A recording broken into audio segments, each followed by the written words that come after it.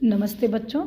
आज हम पढ़ेंगे न्यायपालिका की स्वतंत्रता के बारे में, यानी कि न्यायपालिका की स्वतंत्रता का क्या अर्थ है, न्यायाधीशों की या न्यायपालिका की स्वतंत्रता के लिए क्या क्या शर्तें हैं, या कौन सी ऐसी परिस्थितियां आवश्यक है जिसमें रहकर न्यायपालिका निष्पक्षतापूर्वक कार्य कर सके, न्याय का कार्य कर सके। तो हम यहाँ पर ये पढ़ेंगे कि न्यायपालिका की स्वतंत्रता महत्वपूर्ण है एक लोकतांत्रिक व्यवस्था में, लोकतांत्रिक देश में, क्योंकि न्यायपालिका सरकार का वह अंग होता है या वह अंग होती है जो कानूनों की व्याख्या का काम करती है और न्याय की व्यवस्था करती है। तो यहाँ पर यदि न्याय का यह अंग अगर सत्ता के नियंत्रण में हो, सरकार के नियंत्रण में हो, तो वो निष्पक्षतापूर्वक अपना कार्य नहीं कर पाएगा या वो पक्षपात पर आधारित होगा। तो न्यायपालिका की स्वतंत्रता यदि नहीं होती है या उसके अभाव में न्याय का कोई अर्थ नहीं रह जाता है, वह एक प्रकार से मनमानी बन जाएगा और जिसकी लाठी उसकी भैंस वाली स्थिति समाज में हो जाएगी।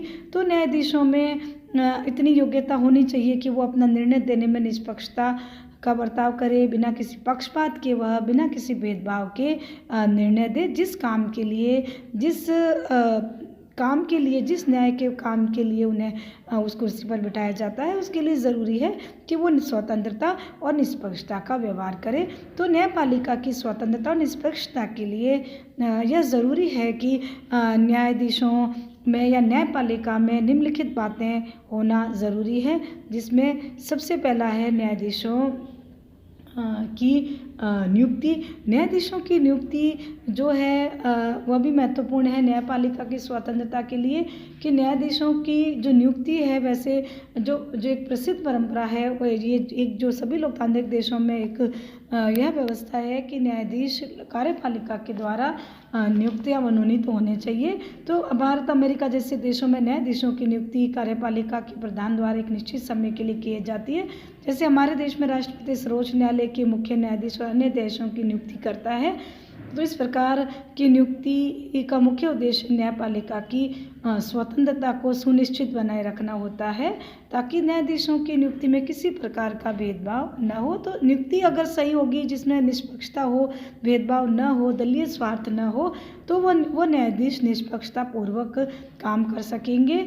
विधायिका द्वारा निर्वाचन जो है वो भी है, लेकिन कुछ देशों में विधायिका द्वारा भी न्यायाधीशों का चुनाव होता है, जैसे हम स्विट्ज़रलैंड को ले सकते हैं। लेकिन यहाँ पर न्यायाधीशों की स्वतंत्रता के लिए विधायिकाओं द्वारा निर्वाचन का तरीका सही नहीं माना गया है, क्योंकि इससे न्यायाधीशों के चुनाव में दलीय भावना को बढ़ावा मिलता है और न्यायाधीश निष्पक्षता से काम करना उनके लिए संभव नहीं होगा। तो ये तरीका सही नहीं माना जाता है।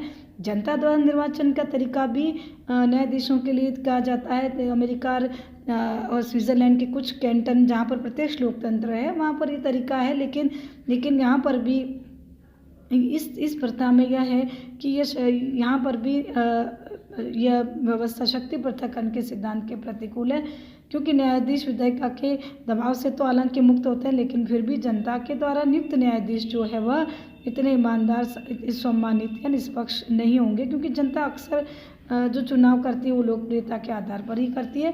तो इस प्रकार हम देखते हैं कि न्यायाधीशों की नियुक्ति जो है वो कार्यपालिका द्वारा अगर की जाए तो वो निष्पक्षतापूर्वक अपना काम, तो उनकी न्यायाधीशों की नियुक्ति का तरीका भी सही होना चाहिए। दूसरा, न्यायाधीशों की पदच्युति कैसी हो, यानी कि न्यायाधीशों की जो नियुक्ति जो अधिकारी या जो कर रहा है उसके द्वारा उसको पदच्युत नहीं किया जाना चाहिए। तो सभी देशों में यह है कि न्यायाधीशों की नियुक्ति कार्यपालिका द्वारा की जाती है। अधिकतर देशों में हम देखते हैं यह व्यवस्था श्रेष्ठ भी मानी जाती है, लेकिन एक बार कार्यपालिका द्वारा नियुक्त हो जाने के बाद कार्यपालिका द्वारा उन न्यायाधीशों को हटाने की शक्ति प्राप्त नहीं होनी चाहिए, तभी न्यायाधीश निष्पक्षता और स्वतंत्रता पूर्वक कार्य कर सकते हैं। तो न्यायाधीशों की स्वतंत्रता के लिए ज़रूरी है कि उनकी पदच्युति जो है वो उनको नियुक्त करने वाले अधिकारी द्वारा नहीं होनी चाहिए। तो इसलिए न्यायाधीशों की पदच्युति जो है वो महाभियोग के द्वारा होती है, और वो भी गंभीर अपराध लगने पर न्यायाधीशों को व्यवस्थापिका द्वारा महाभियोग के द्वारा पदच्युत किया जाता है, ताकि न्यायाधीशों की स्वतंत्रता और निष्पक्षता बनी रहे।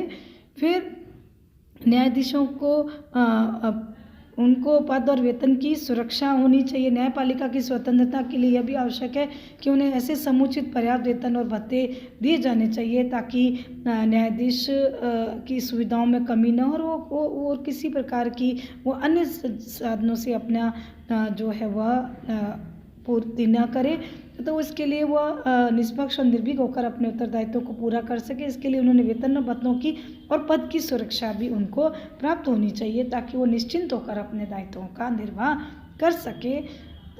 फिर न्यायाधीशों का जो कार्यकाल है उनको अपने कार्यकाल की यानी पद की सुरक्षा भी प्राप्त होनी चाहिए ताकि न्यायाधीश जो है वह अपने पद का गलत फायदा न उठा सके। न्यायाधीशों का कार्यकाल लंबा होना चाहिए और उनका क्योंकि हमारे देश में भी हम देखते हैं कि न्यायाधीशों का कार्यकाल 65 वर्ष या 6 वर्ष की अवधि है, जो भी है उससे पूरा होने पर न्यायाधीशों का कार्यकाल माना गया है।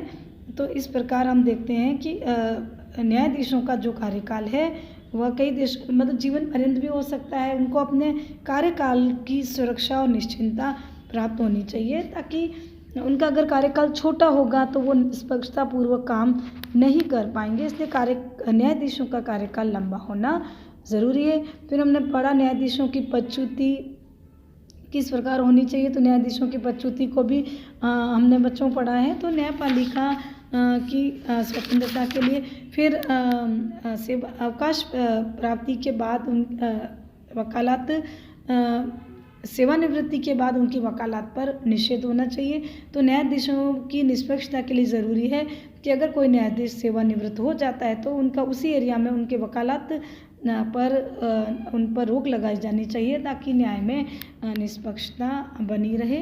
तो इस प्रकार न्यायाधीशों की न्यायपालिका की निष्पक्षता के लिए ये ज़रूरी है कि उनको ये विभिन्न सुविधाएं या सुरक्षाएं प्राप्त हो। एक और चीज़ है जो न्यायाधीशों की स्वतंत्रता के लिए ज़रूरी है, वह है विधायिका और कार्यपालिका से स्वतंत्र होना। तो न्यायाधीशों या न्यायपालिका की निष्पक्षता और स्वतंत्रता के लिए भी ज़रूरी है कि विधायिका और कार्यपालिका से वो स्वतंत्र हो। यदि कार्यपालिका उसके कार्यों में हस्तक्षेप करेगी या रोक टोक करेगी तो व्यक्ति के अधिकार और स्वतंत्रताएं प्रभावित होगी और न्यायाधीश जो है वो राजनीतिक दलों के प्रभाव में आ सकते हैं। तो उनको राजनीति से दूर, राजनीतिक दलों से दूर और निष्पक्ष रहकर काम करना चाहिए। तो इस प्रकार यहाँ तक कि व्यवस्थापिका का भी प्रभाव या हस्तक्षेप न्यायपालिका में नहीं होना चाहिए ताकि न्यायाधीश जो है वो निष्पक्षता पूर्वक अपना कार्य कर सके। तो यहाँ पर न्यायपालिका की निष्पक्षता और स्वतंत्रता के लिए जो विभिन्न शर्तें हैं वो देश के संविधान में निहित होती है। तो देश के संविधान में भी न्यायपालिका के संरक्षण के लिए विभिन्न व्यवस्थाएं की जाती है। तो न्यायपालिका की स्वतंत्रता के लिए विभिन्न प्रकार की जो संविधान में जो प्रावधान किए जाते हैं कि न्यायपालिका की स्वतंत्रता और निष्पक्षता को किस प्रकार बनाए रखना है ताकि कार्यपालिका या फिर व्यवस्थापिका न्यायाधीशों के कार्यों में हस्तक्षेप न कर सके। तो लोकतांत्रिक देश में जो व्यवस्था की जाती है वो ऐसे की जाती है ताकि न्यायपालिका स्वतंत्र और निष्पक्ष बने रहे। एक लोकतंत्र की सुरक्षा के लिए ज़रूरी है न्यायपालिका की स्वतंत्रता और उसकी निष्पक्षता। जैसा कि हम देखते हैं कि चाइना में जो साम्यवादी देश है वहाँ पर न्यायपालिका निष्पक्ष स्वतंत्र नहीं है, वो प्रशासन का एक अंग मात्र है। तो न्यायपालिका वही निर्णय सुनाती है, वही कार्य करती है जो कि वहाँ की सरकार चाहती है। लेकिन भारत और अमेरिका जैसे लोकतांत्रिक देशों में न्यायपालिका सरकार से पृथक और स्वतंत्र रहकर कार्य करती है। तो इस प्रकार न्यायपालिका की स्वतंत्रता और निष्पक्षता के लिए ज़रूरी है कि वह सरकार से पृथक और स्वतंत्र रहकर कार्य कर सके ताकि वो न्याय का कार्य निष्पक्षता पूर्वक कर सके। तो इस प्रकार हम देखते हैं कि न्यायपालिका का कुछ संगठन भी कुछ अलग टाइप का होता है हर देश में। न्यायपालिका संगठन की दृष्टि से भी हम देखें तो हर देशों में एक जैसा नहीं होता है, हर देश में अलग अलग होता है। एकात्मक संघात्मक शासन व्यवस्था में न्यायपालिका के संगठन में या उसके ढांचे में बहुत अंतर होता है। लोकतांत्रिक और साम्यवादी देशों में हम देखें तो न्यायपालिका का संगठन या उसकी जो संरचना है बहुत अलग होती है। जैसे पिरामिड की भांति भी न्यायपालिका का संगठन होता है।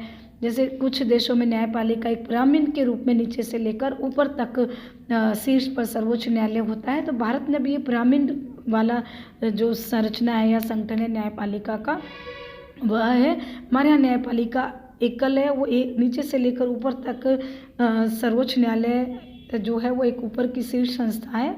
तो वो नीचे से लेकर ऊपर तक की जो न्यायिक संस्थाएं हैं, संगठन है, वो एक दूसरे के साथ बंधे हुए हैं। तो इस न्यायालयों में पीठ व्यवस्था भी होती है, तो बेंच व्यवस्था, पीठ व्यवस्था, जिसमें कि कुछ विशेष मुद्दों का निर्णय करने के लिए, मुकदमों का निर्णय करने के लिए स्वतंत्र रूप से न्यायाधीश विचार विमर्श करते हैं। फिर प्रशासनिक न्यायालय, सामान्य न्यायालय भी, कई बार कुछ देशों में 2 प्रकार के न्यायालय होते हैं, जिसमें प्रशासनिक न्यायालय और सामान्य न्यायालय। हम देखते हैं कि फ्रांस जैसे देश में प्रशासकीय न्यायालय की व्यवस्था है, जहाँ पर नागरिकों और अधिकारियों के बीच जो विवाद होते हैं उनका निपटारा करने के लिए अलग से प्रशासकीय विधि और न्याय की व्यवस्था निहित होती है। तो इस प्रकार का संगठन अलग अलग देशों में न्यायपालिका का होता है, जो कि हर देश की व्यवस्था के अनुसार होता है। तो आप लोगों के अक्सर ये इस तरह के क्वेश्चन आते हैं कि न्यायपालिका किस प्रकार से, न्यायपालिका का संगठन क्या होता है, क्या संरचना होती है, फिर न्यायपालिका का अर्थ क्या है, न्यायपालिका का तात्पर्य क्या है, न्यायपालिका की स्वतंत्रता के लिए आवश्यक शर्तें क्या होती है। तो इस प्रकार के क्वेश्चन अक्सर एग्ज़ाम में पूछे जाते हैं। न्यायपालिका किस प्रकार, लोकतंत्र में न्यायपालिका का महत्व क्या है और क्या क्या उसके मुख्य कार्य होते हैं। तो इस प्रकार का अक्सर एग्ज़ाम में आपके क्वेश्चन बच्चों पूछे जाते हैं। तो इस प्रकार आज हमने पढ़ा न्यायपालिका की स्वतंत्रता क्या होती है, जैसे न्यायपालिका के प्रमुख कार्य क्या है, संघात्मक व्यवस्था में न्यायपालिका किस तरह की होती है, न्यायाधीशों की नियुक्ति के तरीके क्या होते हैं, हर देश में अलग अलग होते हैं, तो वो भी क्वेश्चन अक्सर एग्जाम में बच्चों आता है। न्यायपालिका की निष्पक्षता स्वतंत्रता की 2 शर्तें या 3 शर्तें बताइए। तो इस प्रकार के जो क्वेश्चन हैं वो अक्सर एग्ज़ाम में आपके 2-2 नंबर के पूछे जाते हैं, 5 नंबर के भी पूछे जाते हैं। तो इसको हम आगे और इसको पढ़ेंगे।